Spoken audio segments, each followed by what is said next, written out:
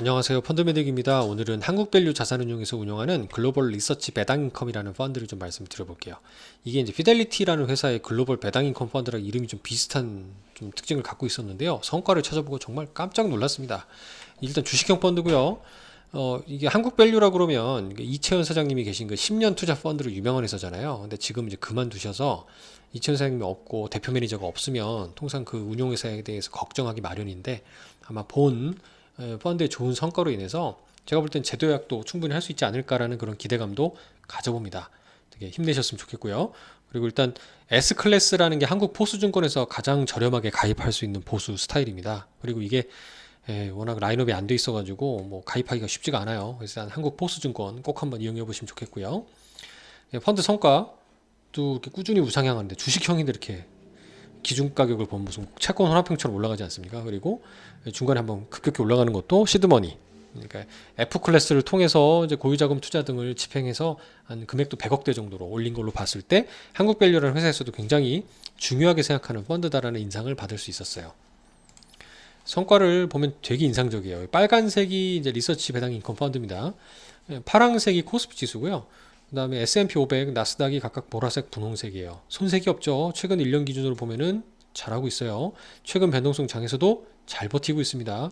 피델리티 글로벌 배당인컴 같은 어마어마한 펀드보다도 잘하고 있어요. 그래서 저는 너무 국내사, 뭔가 이렇게 글로벌 자산 배분 투자할 때는 해외 운용사들이 잘한다라고 하는 편견을 좀 많이 깨주고 있다는 생각도 들어요. 그만큼 이제 우리나라 분들, 운용력 분들도 똑똑하고 이제는 정보를 취득하는 경로가 아주 다양해졌잖아요. 뭐 개인 분들도 뭐 스마트폰을 통해서 매일매일 미국 주식과 글로벌 주식을 보고 있으니까 말이죠.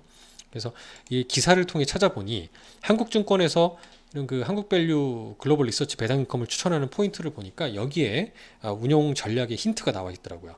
한번 살펴볼게요. 변동성이 낮은 고배당 자산을 기본적으로 담아서 기본 수익을 확보한대요. 그리고 우량 배당 성장주에 투자해서 너무 배당주에만 집착하면 주가 상승이 기대가 안 될 수 있기 때문에 이런 배당 성장주에 투자함으로써 조금 밸런스를 맞추겠다. 그리고 전체 자산에 그렇기 때문에 40% 정도를 글로벌 리츠 고금리 채권 등의 고배당 자산에 투자한다는 거죠. 그래서 꾸준한 인컴을 기본으로 깔겠다. 그러니까 리츠가 대표적인 거잖아요.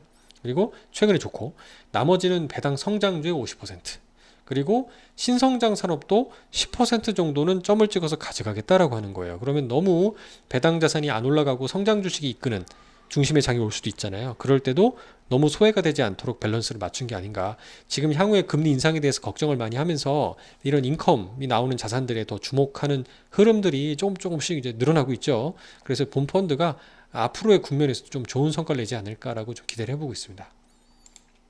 포트폴리오를 찾아보니까 국내 주식 매니저가 해외 글로벌 전체 자산에 투자한다 그러면 통상 잘 안 믿습니다. 뭐 너희가 어떤 기준으로 운영을 하길래 라고 폄하할 수 있는데 매니저가 상당히 겸손하게 아예 ETF를 담아버리죠. 뱅가드사의 이머징 마켓 ETF도 담고 S&P 500의 고배당 차라리 ETF를 담아버립니다. 그럼 그 시장에 S&P 500 시장에 지수 전반적인 고배당주에 투자할 수가 있는 거죠. 삼성전자, 우선주나 KTNG 같은 국내 주식, GS도 들어가는 걸 볼 수 있고요. 리얼티 인컴 같은 우리 구독자님도 많이 알고 계시는 리테일 리치도 들어가 있죠.